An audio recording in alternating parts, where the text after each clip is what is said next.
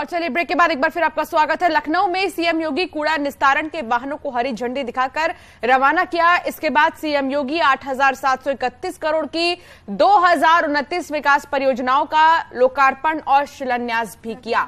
ये तस्वीर आपको दिखा रहे हैं, ये कूड़े के जो गाड़ियां हैं उनको यहां पर हरी झंडी दिखाई गई है। बता दें कि निकाय चुनाव को लेकर भी सरगर्मियां तेज है प्रदेश में, और ऐसे में मुख्यमंत्री योगी आदित्यनाथ ने कूड़े की गाड़ियों को हरी झंडी दिखाकर रवाना किया।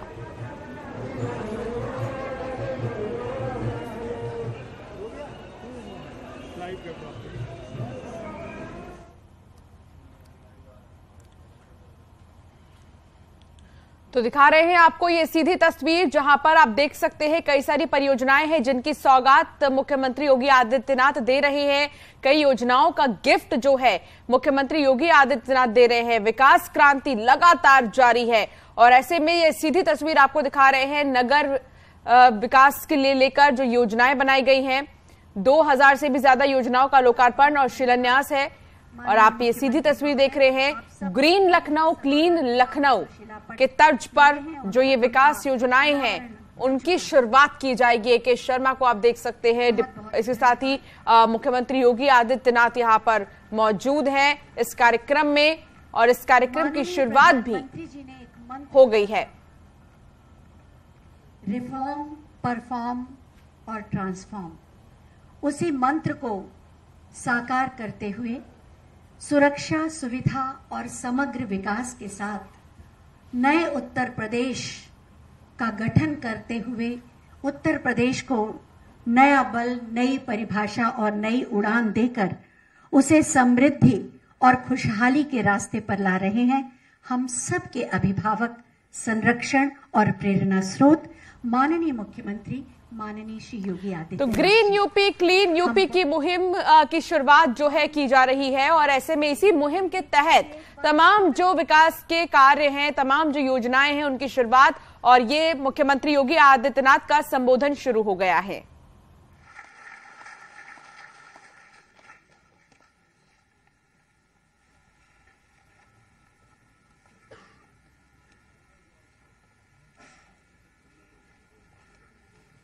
प्रदेश सरकार के नगर विकास से संबंधित विभिन्न परियोजनाओं के लोकार्पण और शिलान्यास के लिए आयोजित आज के इस कार्यक्रम में प्रदेश सरकार में मेरे वरिष्ठ सहयोगी, नगर विकास और ऊर्जा विभाग के मंत्री श्री ए.के. शर्मा जी, नगर विकास विभाग के राज्य मंत्री श्री राकेश राठौर गुरु जी, आज के इस कार्यक्रम में उपस्थित प्रमुख सचिव नगर विकास श्री अमृत अविजात जी, नगर विकास विभाग से जुड़े हुए सभी अधिकारीगण, प्रदेश के सभी 762 नगर निकायों से जुड़े हुए माननीय जनप्रतिनिधिगण, प्रदेश सरकार के मंत्रीगण, नगर विकास विभाग से जुड़े हुए सभी अधिकारी, कर्मचारी, लाभार्थीगण और उपस्थित भाइयों बहनों, आज हनुमत जयंती है। इस अवसर पर मैं आप सबको हृदय से बधाई देते हुए उत्तर प्रदेश के नगरीय जीवन की कायाकल्प के लिए आयोजित इस कार्यक्रम के अवसर पर पूरे प्रदेश वासियों को मैं बधाई देता हूं, हृदय से अभिनंदन करते हुए आप सबको हनुमत जयंती की अपनी मंगलमय शुभकामनाएं देता हूं। हम सब जानते हैं आज दुनिया की सबसे बड़ी राजनीतिक पार्टी भारतीय जनता पार्टी के स्थापना दिवस भी है। यद्यपि सरकारी कार्यक्रम में राजनीतिक दल का नाम हम लोग नहीं लेते, लेकिन बिना भेदभाव के योजनाओं का लाभ समाज के विभिन्न तबके तक पहुंचाने का कार्य प्रधानमंत्री मोदी जी के नेतृत्व में, उनके मार्गदर्शन में भारतीय जनता पार्टी की डबल इंजन सरकार ने जिस ईमानदारी और प्रतिबद्धता के साथ यह कार्य आजाद भारत में पहली बार किया है, इसलिए हमें दुनिया के सबसे बड़े राजनीतिक दल और एक सामान्य नागरिक के जीवन में परिवर्तन लाने का जो अभियान पहली बार देखने को मिल रहा है, उसकी जो पृष्ठभूमि है और पंडित दीनदयाल उपाध्याय जी के अंत्योदय से प्रेरित होकर के आज आदरणीय प्रधानमंत्री मोदी जी के नेतृत्व में जिस ईमानदारी और प्रतिबद्धता के साथ एक कार्यक्रम आगे बढ़ रहे हैं, इसलिए मुझे आज भारतीय जनता पार्टी के 43 वर्ष की इस यात्रा के लिए भी मैं आप सबको हृदय से बधाई देता हूं, अपनी शुभकामनाएं देता हूं।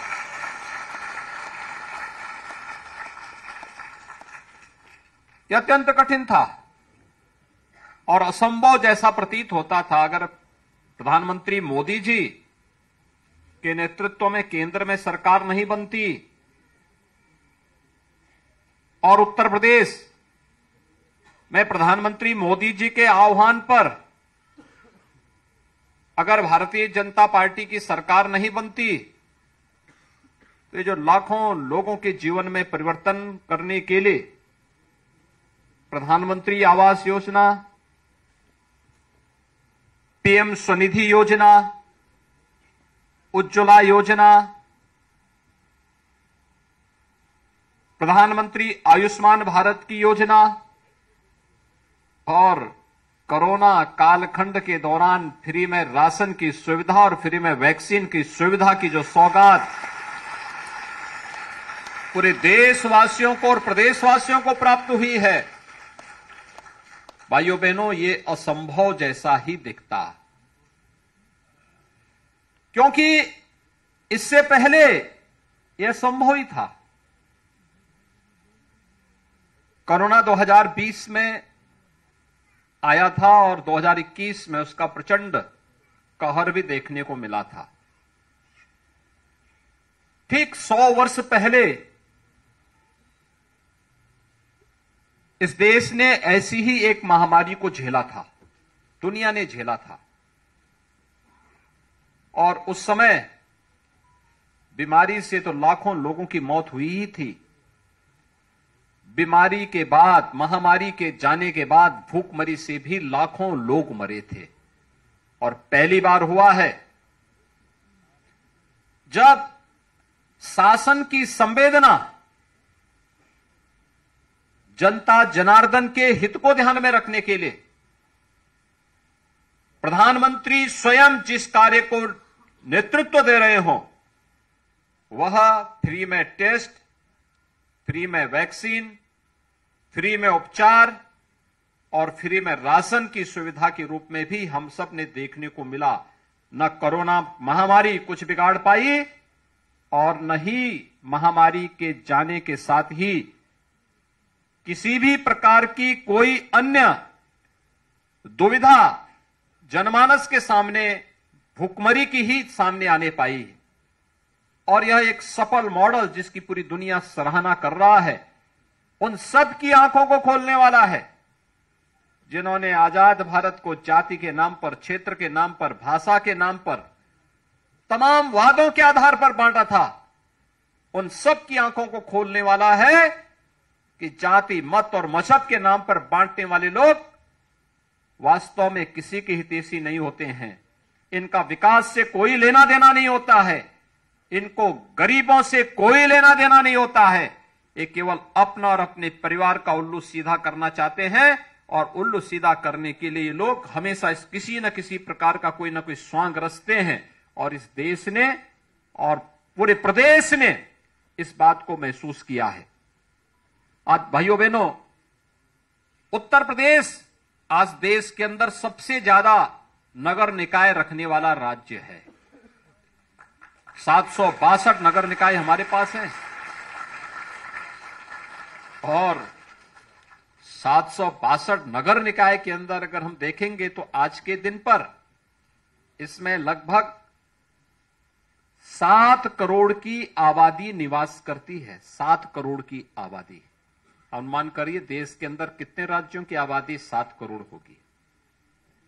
मामुश्किल 4-5 राज्य हैं, शेष की आबादी 7 करोड़ से कम है।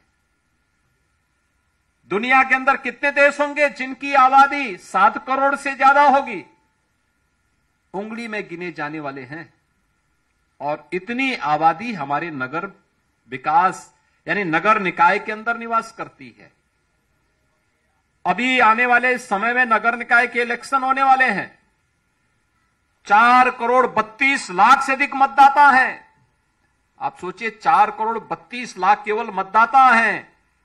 और मतदाता, याद करिए कि इतनी 4 करोड़ 32 लाख तमाम राज्यों की आबादी नहीं है, तमाम देशों की आबादी नहीं है।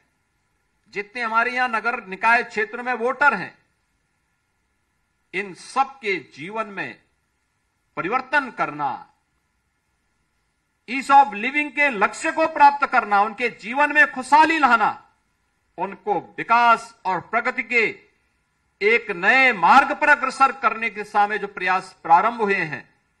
आपने पिछले 9 वर्षों से प्रधानमंत्री मोदी जी के नेतृत्व में बदलते हुए भारत को देखा है, और पिछले 6 वर्ष के अंदर बदलते हुए उत्तर प्रदेश को भी देखा है।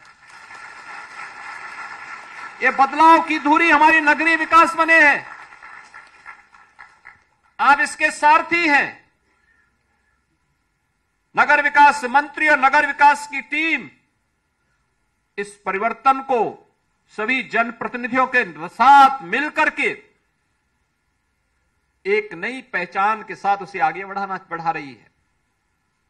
और आज उसी का परिणाम है कि आज यहां पर हम लोग 8,731 करोड़ रुपए से अधिक की 2039 परियोजनाओं के लोकार्पण और शिलान्यास के लिए यहां पर उपस्थित हुए हैं। आप अनुमान कर लीजिए, हो सकता है कुछ राज्य ऐसे भी होंगे जिनका वार्षिक बजट ही 8,700 के आसपास होगा।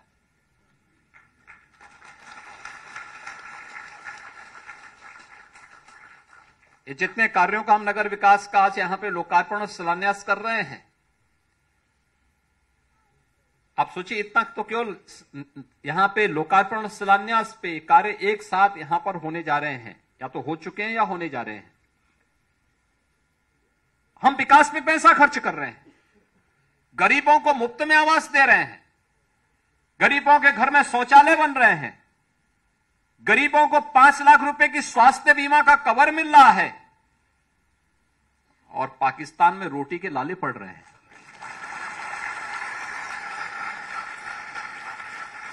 जब अच्छी सरकार आती है तो ऐसे ही परिवर्तन करके लाती भी है। और किस स्तर पर 17 लाख से अधिक गरीबों को नगरीय क्षेत्र में अब तक एक आवास उपलब्ध कराया जा चुका है, जिसमें 2.5 लाख रुपए प्रति आवास उपलब्ध कराया जाता है।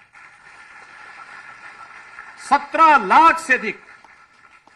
और अगर ग्रामीण क्षेत्र को भी जोड़ देंगे तो भाइयों बहनों इसकी संख्या 54 लाख है। 54 लाख गरीबों को उत्तर प्रदेश के अंदर एक आवास उपलब्ध हो जाना। 10 करोड़ लोगों को उत्तर प्रदेश के अंदर प्रधानमंत्री जन आरोग्य योजना आयुष्मान भारत के अंदर 5 लाख रुपए की, और मुख्यमंत्री जन आरोग्य योजना के अंतर्गत 5 लाख रुपए की स्वास्थ्य बीमा का कवर हम उत्तर प्रदेश के अंदर उपलब्ध करवा रहे हैं 10 करोड़ लोगों को। 15 करोड़ लोगों को मार्च 2020 से फ्री में राशन की सुविधा उपलब्ध करवाई जा रही है। अभी भी है। अनुमान कर लीजिए सरकार कैसे कार्य कर रही है। आज हमारे नगर, ये केवल नगर नहीं है, देश के अंदर प्रधानमंत्री जी ने 100 सिटी को स्मार्ट सिटी के रूप में विकसित करने का एक लक्ष्य रखा था। उनमें से 10 उत्तर प्रदेश की भी थी। उनमें भारत सरकार के सहयोग से नगर विकास के अंदर नगरीय जीवन में परिवर्तन लाने के लिए तमाम कार्यक्रम चल रहे हैं। उत्तर प्रदेश सरकार ने राज्य के अंदर जो 7 नगर निगम थे उन्हें राज्य स्मार्ट सिटी मिशन के अंतर्गत लेकर के सभी 17 नगर निगमों को स्मार्ट सिटी के साथ जोड़ने का कार्य प्रारंभ किया है। और देश के अंदर इसलिए स्मार्ट सिटी मिशन में उत्तर प्रदेश का नगर विकास नंबर 1 पर आया है। इसमें स्मार्ट रोड, इसमें कमांड एंड कंट्रोल सेंटर, और ये कमांड एंड कंट्रोल सेंटर केवल नगरीय क्षेत्र में स्वच्छता की ही कार्यक्रम को नहीं कर रहा है। आपने देखा होगा कोरोना कालखंड के अंतर्गत in command and control centre ने बहुत अच्छा कार्य किया। इसी की तर्ज पर हम लोगों ने सभी 75 जनपदों में कमांड एंड कंट्रोल सेंटर बनाए थे, जहां से किस व्यक्ति को दवा मिली है, किस व्यक्ति को वैक्सीन मिली है, किसका टेस्ट होना है, किसको राशन मिलना है, किसके पास क्या चीज नहीं है, ये सारी चीजों की मॉनिटरिंग वहीं से होती थी हर जिले में। और कोरोना समाप्त हुआ तो हम लोगों ने कहा कि अब इसको न केवल शहरी क्षेत्र के अंदर स्वच्छता के लिए, बल्कि शहरी जीवन में जो सबसे ज्यादा कठिनाई होती है उसमें से ट्रैफिक भी एक समस्या, ट्रैफिक के मैनेजमेंट में भी उसका उपयोग करेंगे। और माताओं और बेटियों के लिए सुरक्षा के लिए सेफ सिटी के प्रधानमंत्री जी की अवधारणा को भी हम इसके माध्यम से साकार करेंगे। और आज इस कार्यक्रम को हमने आगे बढ़ा दिया। संभवतः उत्तर प्रदेश देश का पहला राज्य है जो अपने 18 सिटी को न केवल ICCC के साथ बल्कि सेफ सिटी के साथ जोड़ने जा रहा है। और यह सफलतापूर्वक मॉडल आगे बढ़ चुका है और मुझे लगता है कि अपने आप में एक उदाहरण होगा। प्रदेश के अंदर मैं जिस भी शहर में जाता हूं, आज वहां पे स्वच्छता नए सिरे से देखते हुए बनती है। लोगों के मन में एक उत्साह दिखता है और मुझे लगता है कि इसमें बहुत बड़ा रोल हमारे स्वच्छता के कर्मियों का है। बहुत बड़ा कार्य उनके द्वारा किया जा रहा है। ये एक अभिनव प्रयोग था। सफाई की पहले व्यवस्था होती थी, 10 बजे के बाद लोग जाते थे। लेकिन जैसे नगर विकास ने आह्वान किया, नगर विकास मंत्री जी ने आह्वान किया, नहीं ये सुबह 5 बजे से हो, क्योंकि जब भीड़ भाड़ न हो उस समय सफाई करने वाले को भी सुविधा होगी और जो लोग उन सड़कों से, उन मार्गों से निकलने वाले लोग होंगे उनके लिए भी सुविधा होगी। और वह प्रयोग अच्छा रहा, आगे बढ़ा। लेकिन हमें इस दिशा में अभी प्रयास करने हैं, बहुत प्रयास करने हैं। और इसलिए नगर विकास विभाग और प्रदेश सरकार इस बारे में सुनिश्चित करेगी। हम लोगों ने इसके बारे में चीफ सेक्रेटरी की अध्यक्षता में एक कमेटी भी बनाई है कि स्वच्छ सफाई कर्मी को उसका अच्छा मानदेय मिलना ही चाहिए, हर हाल में मिलना चाहिए। सर्विस प्रोवाइडर को जब हम अलग से पैसा दे रहे हैं तो किसी भी सफाई कर्मचारी से वह उसके वेतन से, उसके मानदेय से पैसा नहीं काटेगा।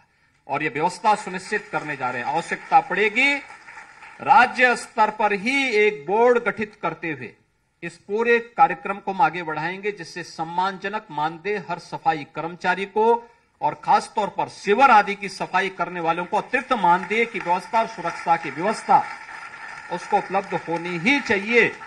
सरकार इस बात को सुनिश्चित करवाएगी।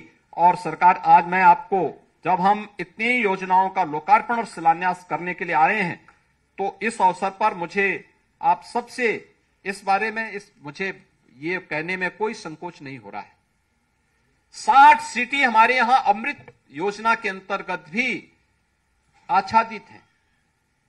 उनके साथ साथ और भी तमाम योजनाएं नगर विकास ने प्रारंभ की है, लेकिन वहां पे सीवर लाइन बिछाई जाए, पेयजल की उचित व्यवस्था हो जाए, अच्छी सड़कों का निर्माण हो जाए, ये सभी कार्यक्रम युद्ध स्तर पर वहां आगे बढ़ रहे हैं।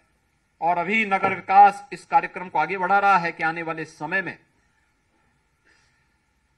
100 ऐसी सिटी का हम चयन करेंगे, ऐसी नगर पंचायतों का चयन करेंगे जिन्हें हम आकांक्षात्मक सिटी के रूप में विकसित कर सकें, बुनियादी सुविधाओं से आच्छादित कर सकें।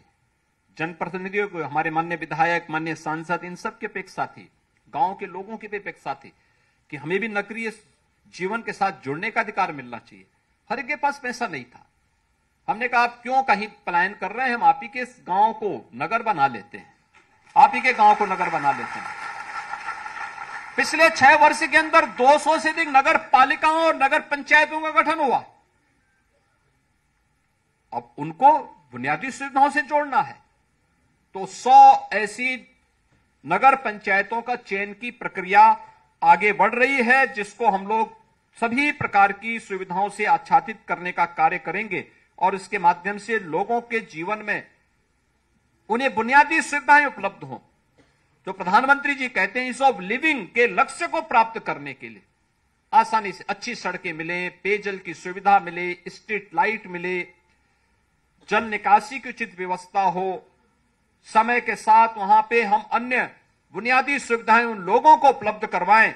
ये सभी कार्यक्रम वहां उपलब्ध करवाने के वहां ये कार्य आगे बढ़ेंगे ही, लेकिन साथ साथ ये वहां पर हर प्रकार की सुविधाएं लोगों को उपलब्ध हो सके, यह सभी कार्यक्रम उपलब्ध करवाने का कार्य उन अति पिछड़े जो अब तक 6 महीने पहले तक गांव जैसे थे, उन्हें आदर्श नगर पंचायत के रूप में विकसित करके उत्तर प्रदेश के नगरीय विकास को एक नई गति देने का कार्य करेंगे। भाइयों बहनों, नगर विकास के बगैर अर्थव्यवस्था को गति नहीं दी जा सकती है। आज मैं देखता हूं जिन क्षेत्रों में हमने इलेक्ट्रिक व्हीकल चलाई हैं, जिन नगर निकायों में चलाई हैं, उसके अगल बगल के जनपदों से नई डिमांड आ जाती है। हमने लखनऊ के अंदर चलाई तो सीतापुर के लोगों ने, उन्नाव से, बाराबंकी से, रायबरेली से डिमांड आने लगे कि साहब ये इलेक्ट्रिक बस हमारे यहां तक पहुंचवाइए। इतना अच्छा मॉडल है और लोग वहां पे देखता हूं कि लोग उसमें बैठ के जाते हैं, क्योंकि एक तो उसमें कोई पॉल्यूशन नहीं है, कोई धुआं नहीं है, दूसरा कोई आवाज भी नहीं है, गाड़ी चुपचाप निकल जाती है, अच्छी स्पीड के साथ चलती है। यह है परिवर्तन।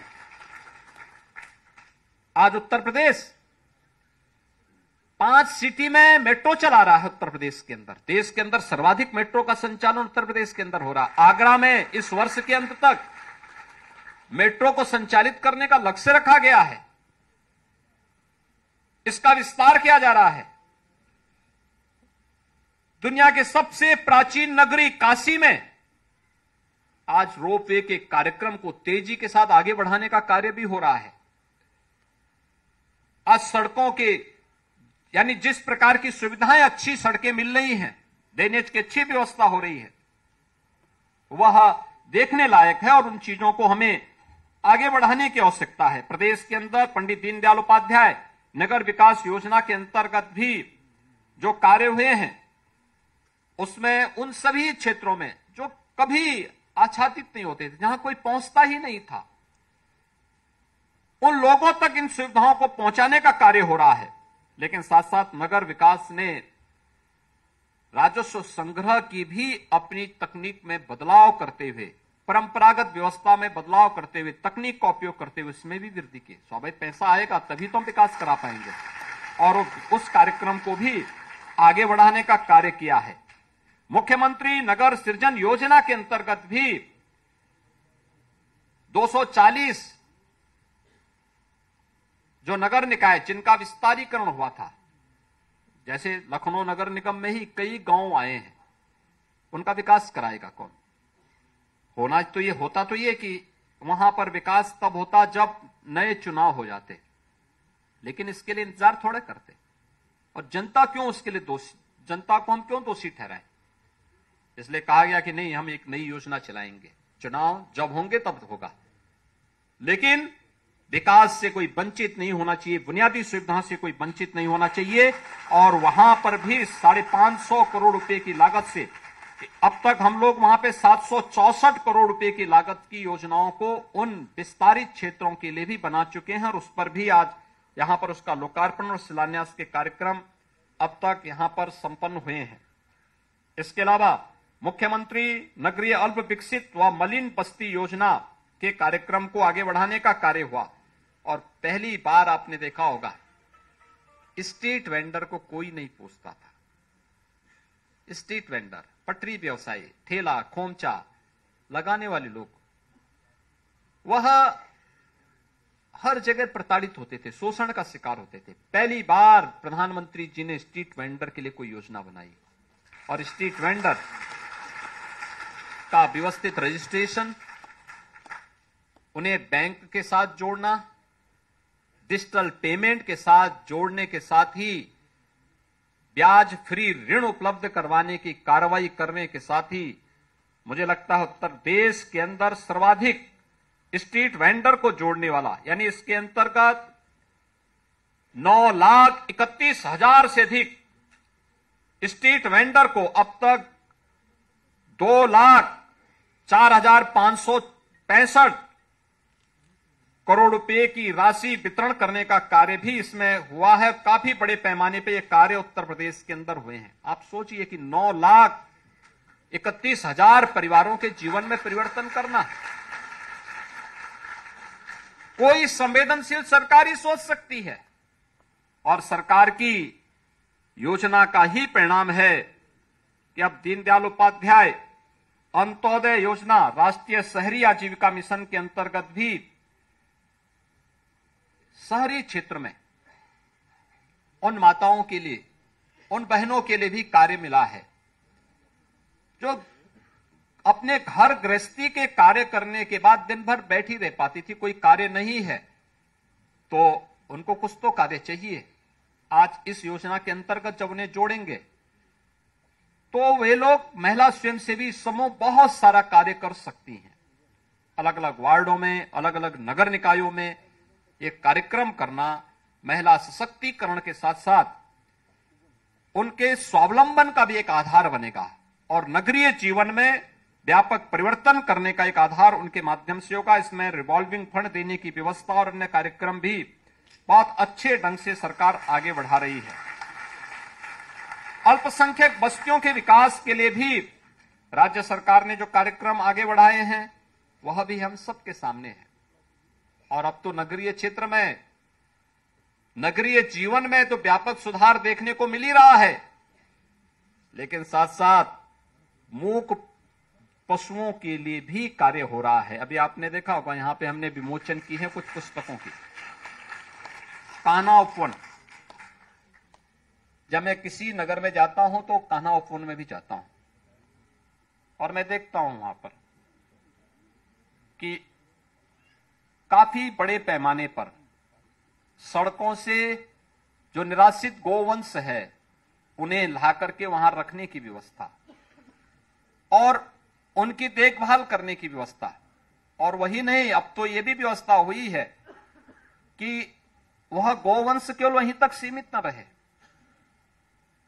बल्कि उसकी नस्ल सुधार के साथ ही हम उसके द्वारा मिलने वाले विभिन्न अवयवों का उपयोग कैसे कर सकते हैं जो उस कान्हा उपवन की इनकम को भी बढ़ा सके, और साथ साथ गोबर से बनने वाले जो उपले होंगे उसका उपयोग अन्य जगहों पर, कहीं हवन करने में, कहीं अंतिम संस्कार की कार्रवाई करने में, कहीं पर किसी अन्य कार्य करने में उसका उपयोग भी किया जा सके।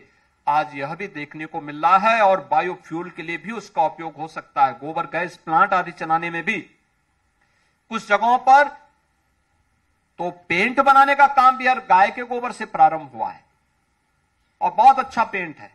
आप तो बहुत सारे लोग जानते हैं कि पहले घरों की लिपाई गाय के गोबर से होती थी, और अगर पेंट बन रहा है उससे कोई अपने घर की दीवारों को लिपाई पुताई करेगा तो वो तो यज्ञ जैसा पवित्र, मंदिर जैसा पवित्र उसका घर हो जाएगा, किसी पवित्र धर्मस्थल जैसा उसका घर भी हो जाएगा।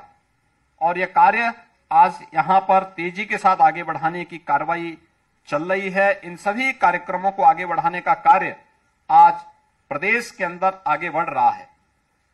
ये जो कार्यक्रम हुए हैं इसलिए क्योंकि प्रदेश के अंदर नगरीय क्षेत्र में निवास करने वाले 7 करोड़ लोगों के जीवन में परिवर्तन करने के विराट लक्ष्य को ध्यान में रख करके प्रधानमंत्री मोदी जी की विजन को आगे बढ़ाने के लिए जब नगर विकास की पूरी टीम काम की है, तब इसके परिणाम भी सामने आते हुए दिखाई दे रहे हैं। आज कोई भी आता है, कहीं भी आता है हमारे क्षेत्र में, प्रदेश में, देश से या दुनिया से किसी भी देश से कोई राजदूत आता है, कोई मेहमान आता है, वो हम लोगों से इस बात को कहता है साहब आपका उत्तर प्रदेश बहुत साफ सुथरा है, अच्छा है, सुन के अच्छा लगता है।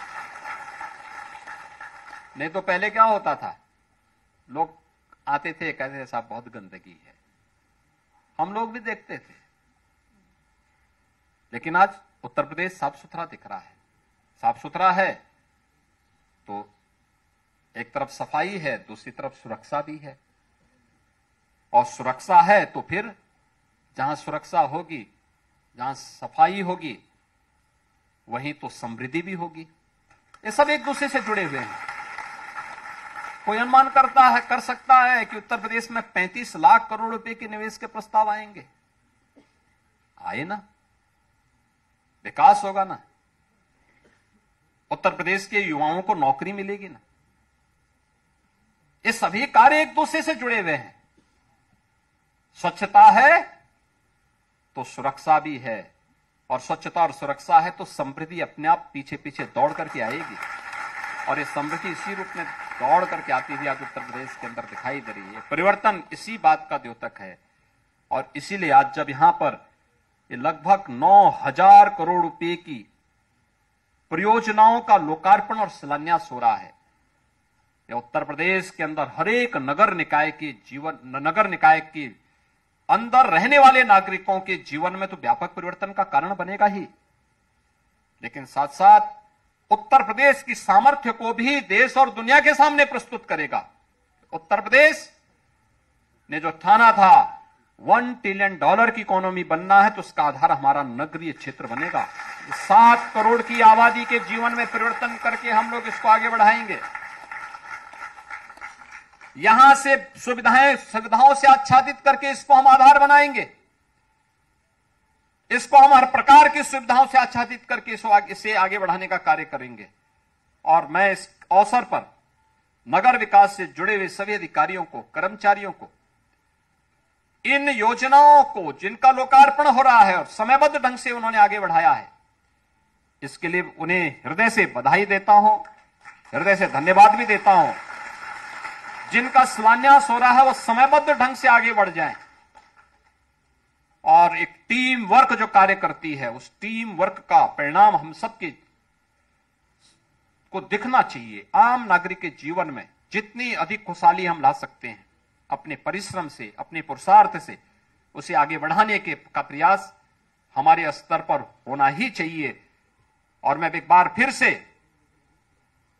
जो अब तक आउटसोर्सिंग के नाम पर सफाई कर्मियों का शोषण की प्रवृत्ति चली आ रही थी, इसको पूरी तरह बंद करवाने और इनके जीवन में इनको अच्छा मानदेय मिले,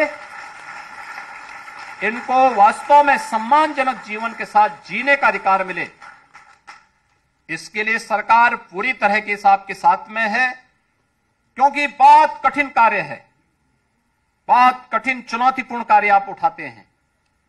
जब लोग सोते हैं तब आपके हाथ में झाड़ू होता है, साफ सफाई करते हुए घर के एक अभिभावक की तरह। यही तो व्यक्ति देखता रहा है कि दूसरों की सुविधा के लिए अपने आप को होम कर देना, दूसरों को स्वास्थ्य के लिए, दूसरों की सुविधा के लिए अपने आप को लगाना, जवाबी कार्य करेंगे तो आपके लिए भी सरकार हर प्रकार से आगे बढ़कर के आपके संरक्षण करेगी, आपको सुविधा उपलब्ध करवाएगी। इसके लिए सरकार आपके साथ में है। मैं एक बार फिर से आज यहां पर 8,600 करोड़ रुपए की इन सभी परियोजनाओं के लिए, 8,700 करोड़ रुपए से अधिक की इन परियोजनाओं के लिए पूरे प्रदेशवासियों को हृदय से बधाई देता हूं, हनुमत जयंती की शुभकामना देता हूं और विश्वास व्यक्त करता हूं कि जीवन में बजरंग बली की ही निष्ठा हमारे मन में होनी चाहिए। भाइयों बहनों, जहां भक्ति है वहीं पर शक्ति भी है। बिना भक्ति के शक्ति नहीं आती है। बजरंग बली ने भी अपने जीवन में यही सब कुछ हमें संदेश दिया है। ईमानदारी के साथ, पूरी तन्मयता के साथ जो कार्य दिया गया है उस कर्तव्य का निर्वहन करना। प्रधानमंत्री जी ने आजादी के अमृत महोत्सव के मुख्य उद्बोधन में इस बात का उल्लेख किया, पंच प्रण की बात की थी। पंच प्रण में अंतिम प्रण जो था वो नागरिकों के कर्तव्य का भी है, यानी विकसित भारत से लेकर के नागरिकों के कर्तव्य तक। विकसित भारत तब होगा जब हर नागरिक अपने कर्तव्य का निर्वहन करेगा। और मुझे लगता है ये कर्तव्य भक्ति का प्रतीक है। जब हम पूरी निष्ठा के साथ अपने उत्तरदायित्वों का निर्वहन करेंगे तो भारत शक्तिशाली होगा। इसमें किसी प्रकार की किसी प्रकार की कोई बाधा ही नहीं है, कोई बाधा नहीं है। ये तो भारत की आबादी 140 करोड़ की और पाकिस्तान की तो आबादी मात्र 22 करोड़ है। रोटी के लाले पड़ रहे हैं 22 करोड़ की आबादी को। भारत 140 करोड़ लोगों को 3 वर्ष से फ्री में राशन उपलब्ध करा रहा है। कहीं कोई समस्या नहीं, फ्री में वैक्सीन दे रहा है, फ्री में उपचार करा रहा है, विकास की योजनाओं को धड़ल्ले से आगे बढ़ा रहा है। नई नई चीजें, कहीं एयर कनेक्टिविटी दे रहा है, कहीं मेट्रो दे रहा है, कहीं रोपवे दे रहा है, कहीं स्मार्ट सिटी दे रहा है, कहीं अमृत योजना के अंतर्गत सिविल लाइन बिछाई जा रही है, हर घर नल की योजना को साकार कर रहा है। और जिस गरीब के पास किन्हीं कारणों से आवास बनाने की सामर्थ्य नहीं है, सरकार उसके साथ में है। प्रधानमंत्री आवास योजना उसके लिए खड़ी है। यह भी प्रधानमंत्री मोदी जी के नेतृत्व में हर व्यक्ति ने इन सब सपनों को साकार होते हुए देखा है। तो हमारा भी दायित्व होना चाहिए कि हनुमान जयंती के अवसर पर, हनुमत जयंती के अवसर पर ये कार्यक्रम हो रहे हैं। सरकार आपके लिए घोषणा भी कर रही है और मैं चाहूंगा कि हम भी उसी भक्ति, उसी निष्ठा के साथ, बजरंग बली की निष्ठा के साथ अपने को जोड़ते हुए अपने कर्तव्यों का निर्वहन करेंगे। जो जिस क्षेत्र में अपने कर्तव्यों का निर्वहन करेगा तो अवश्य हम शक्तिशाली होंगे, आप शक्तिशाली होंगे। इस विश्वास के साथ मैं प्रदेशवासियों को 8,700 करोड़ रुपए से अधिक की इन परियोजनाओं के लिए हृदय से बधाई देता हूं। नगर विकास को धन्यवाद देते हुए आप सबके प्रति अपनी शुभकामनाएं देता हूं। धन्यवाद। जय हिंद। तो आज बीजेपी के 43वें स्थापना दिवस पर देखिए उत्तर प्रदेश में एक बड़ी सौगात दी गई है। लगभग 9,000 करोड़ रुपए की परियोजनाओं की आज बड़ी सौगात यूपी वासियों